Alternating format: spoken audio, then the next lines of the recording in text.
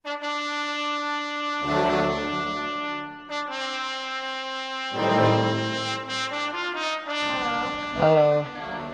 boleh.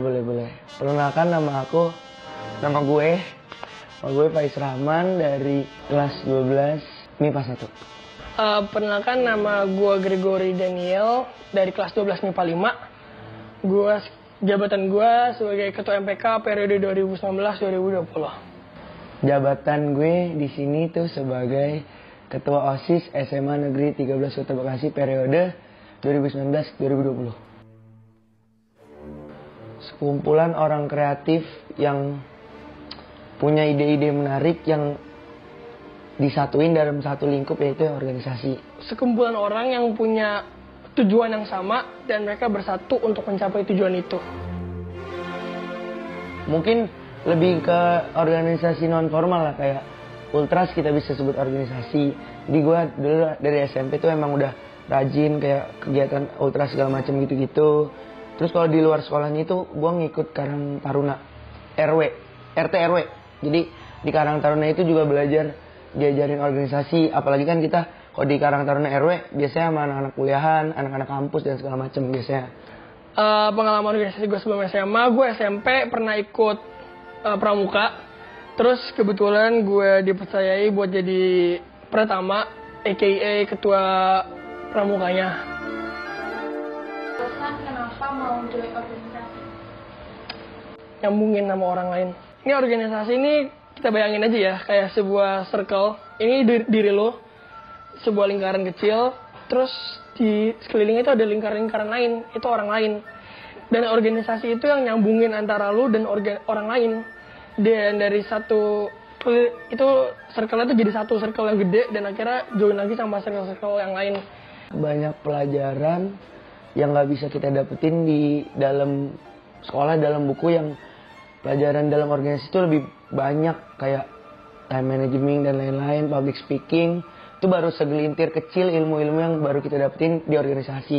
Jadi kayak perlu digali lagi gitu. Ilmu-ilmu di situ tuh lebih banyak.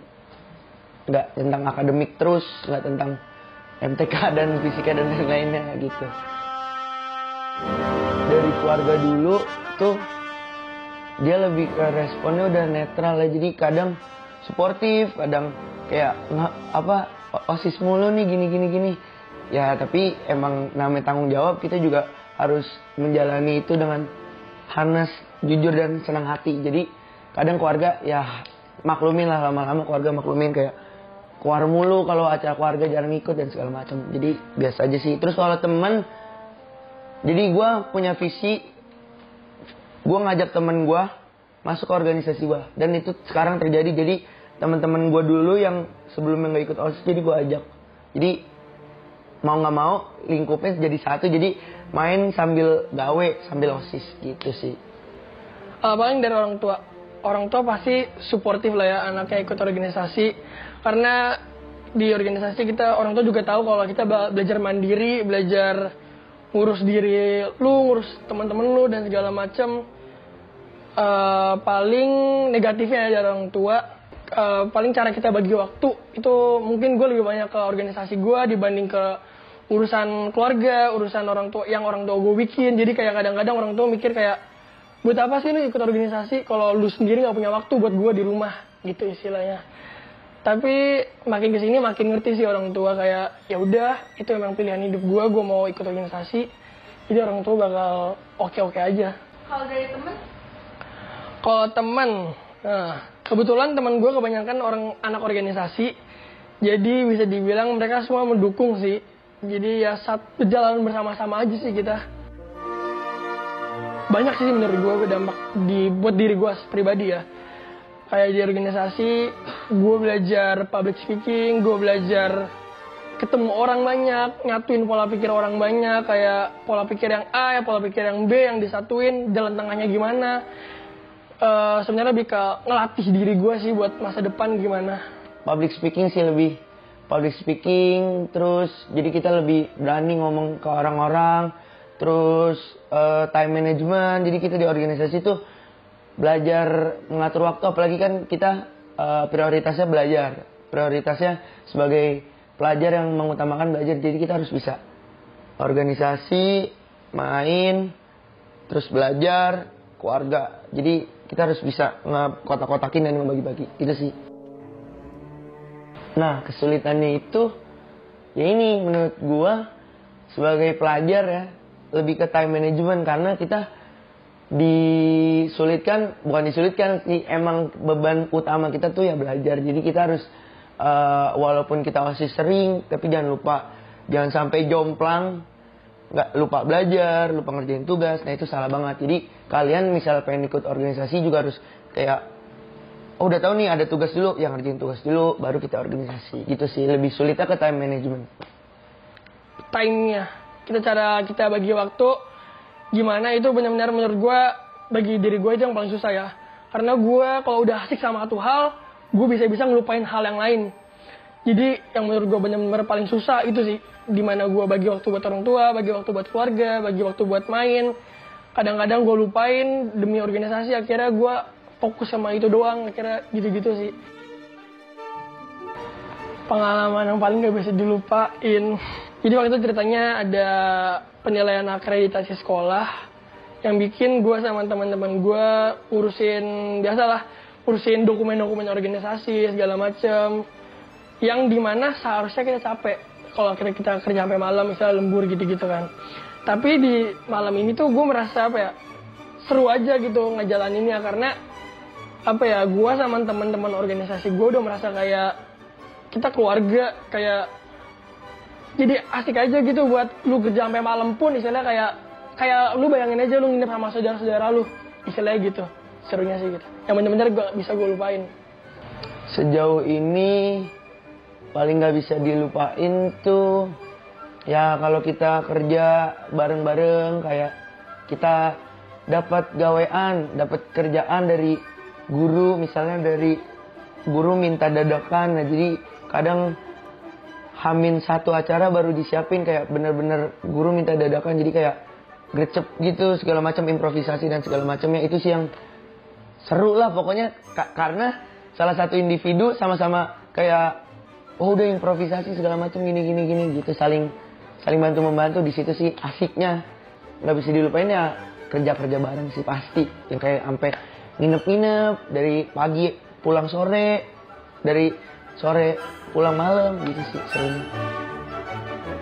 Gimana lo bisa naik jadi ketua OSIS dari awal sampai Gimana ya, kalau kayak gitu tuh ada pepatah yang mengatakan apa yang kita tanam itu nanti yang kita petik. Jadi ya gue selama ini gue ngelakuin apa yang bisa gue lakukan, apa yang bisa gue jalani, apa yang bisa gue kerjakan. Terus ada dong orang-orang yang menilai, pastikan ya.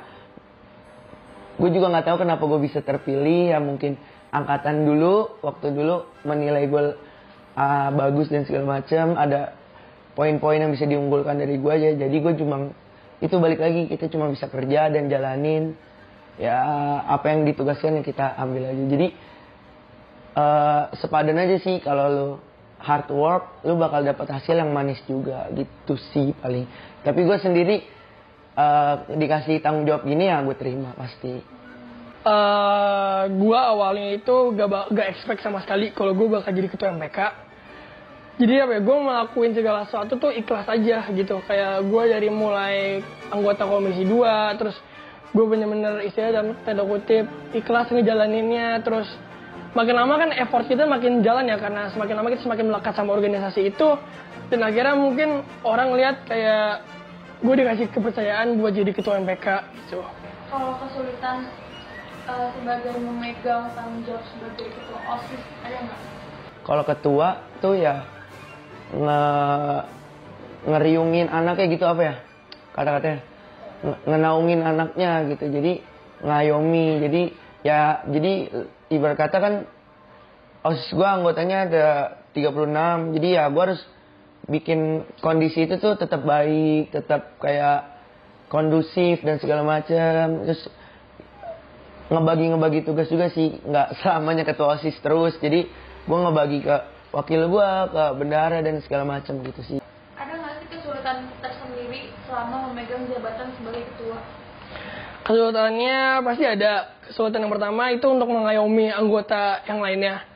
Dari pendapat satu ke pendapat dua itu kan nggak mungkin ada yang sama persis gitu kan. Berarti kita nyari jalan tengahnya. Itu yang pertama. Terus yang kedua, nama organisasi kita tuh ada di tangan Aisyah dalam tanda kutip di nama kita juga gitu istilahnya. Jadi apapun yang lu perbuat itu bakal berhubungan sama dampak organisasi lu nanti. Itu sih yang benar-benar kesulitan menurut gua.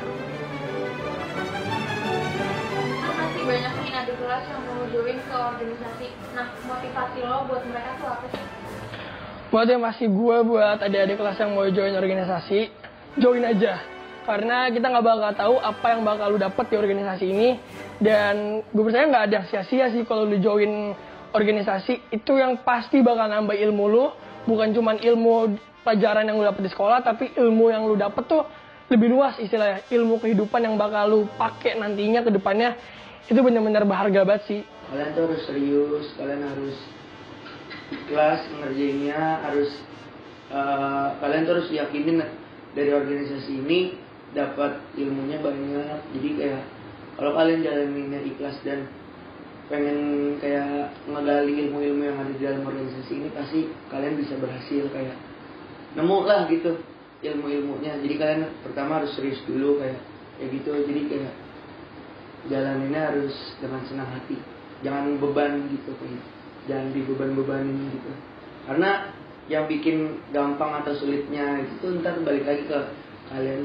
Maupun kalian jalaninnya bebannya segitu berat tapi kalian jalaninnya santai dan enjoy aja, enteng aja. Jadi semangat terus buat adik-adik yang buat ngikut OSMPK nanti.